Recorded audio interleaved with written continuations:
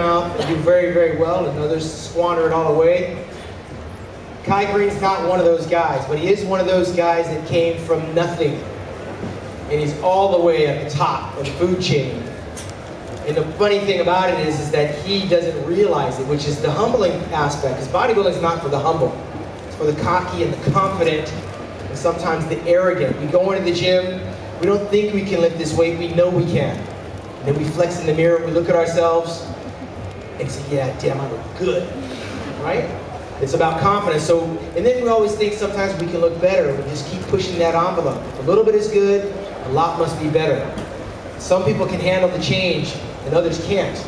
Kai's one of those guys, as I sat on the sidelines and watched him come up through the ranks, he's not only managed to handle the change from nothing to #2 in the world, with 2 Arnold Classic titles behind him, 2 New York Pro Championships behind him, an Australian Pro Championship behind him. Did I miss anything? He doesn't even know I know all of this stuff. But quietly watching Kai inch his way up. 2007, I put on the Sean Ray Pro-Am Classic in Colorado. And that year, we offered $25,000 in prize money. For that calendar year, it was the 3rd largest prize money giveaway on the pro circuit behind the Olympia and the Arnold Classic. We also added pro figure. We paid the top 10 girls, which hadn't been done. And in my show on the men's side, we paid the top 10 guys, which I thought should be mandatory in any pro show. But we also created an award called the Best Presentation Award. That award, to me, hits home for me, because bodybuilding, when I got started, was all about the art. Bob Paris and Leela Brada, Muhammad McAway, Chris Dickerson. These are the guys that I patterned myself behind coming up as an artist. I never thought I was going to be the biggest. I really had a vague idea that I ultimately wound up being in the company of some of the best. But I knew that my presentation was all I had to give the audience when I was done. Because in the gym, they don't see that.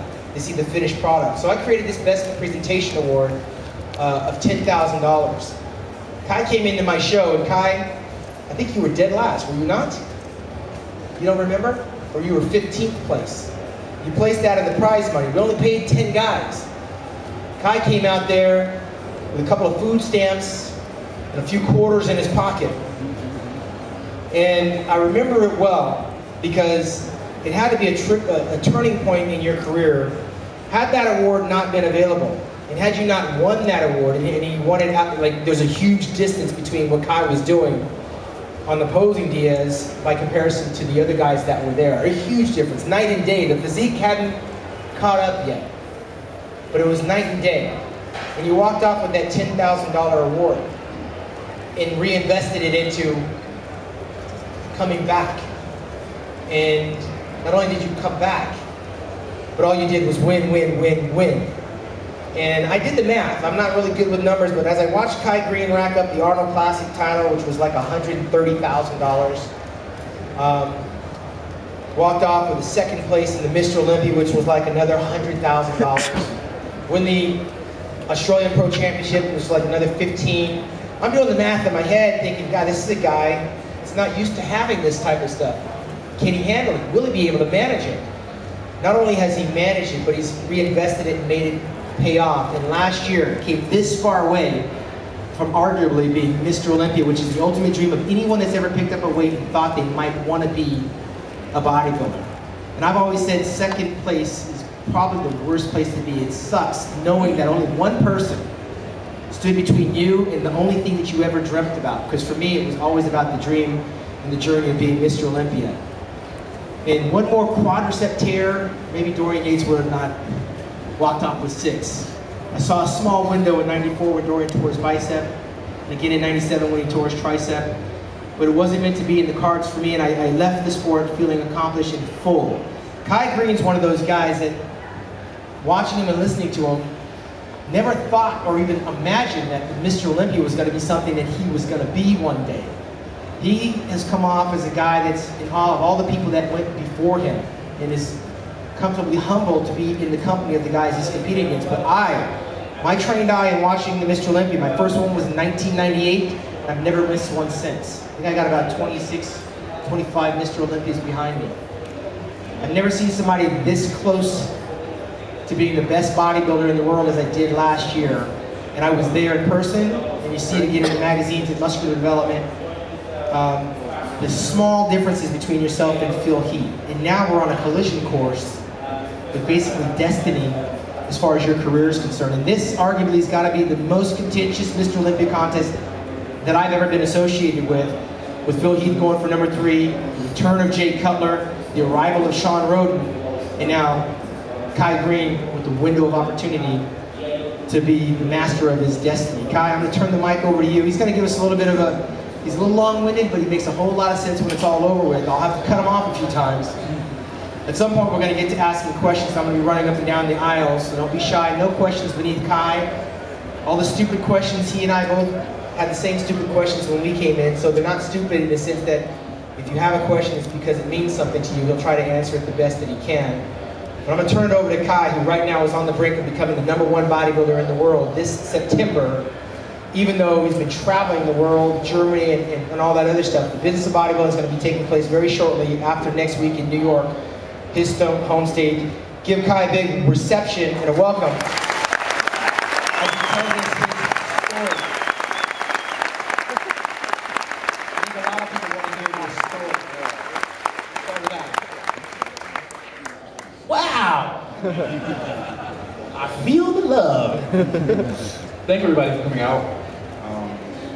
Thank you for even taking the time to even think this is worth your time and your attention. And hopefully we'll be able to give something to each and every one of you that you'll be able to take with you when you leave in the way of fruit. That's my prayer. Thank you, Sean.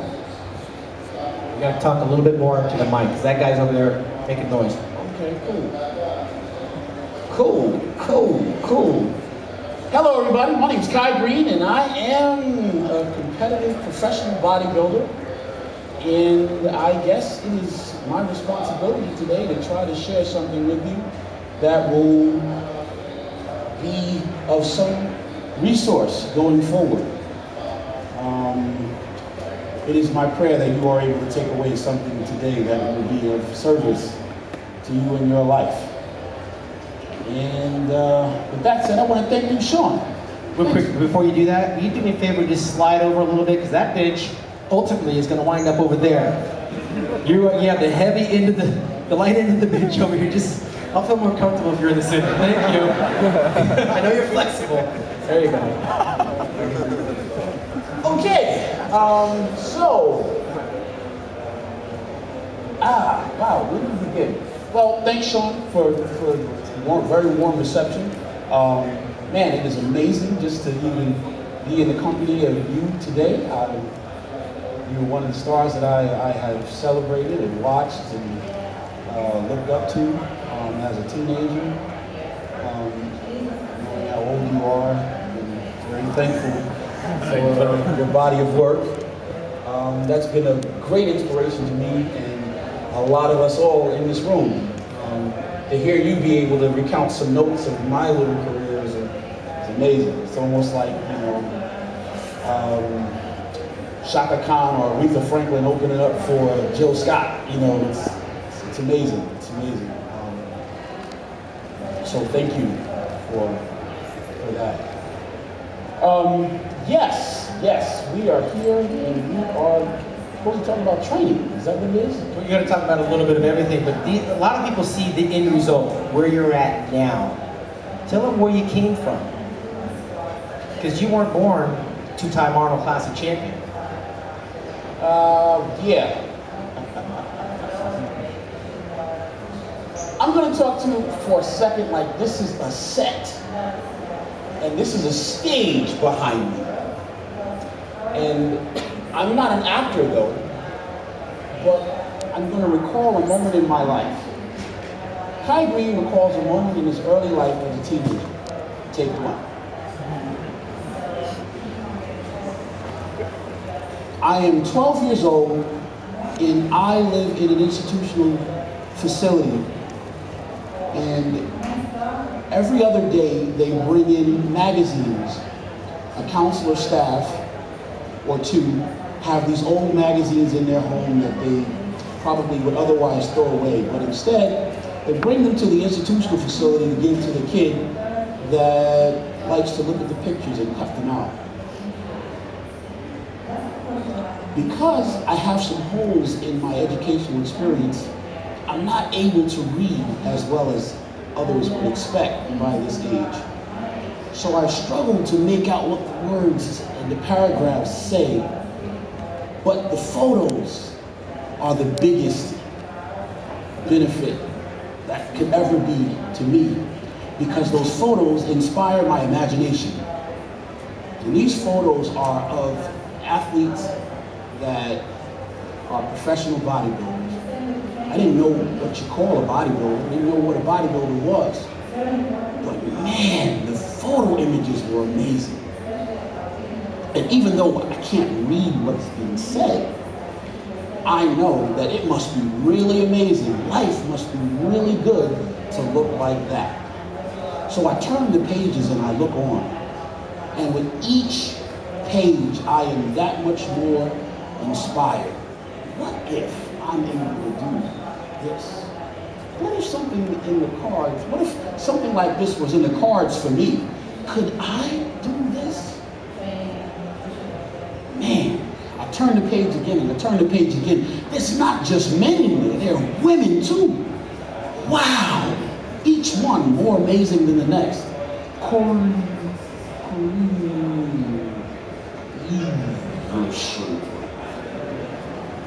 Something like that. They got a whole page spread on her. She looks amazing.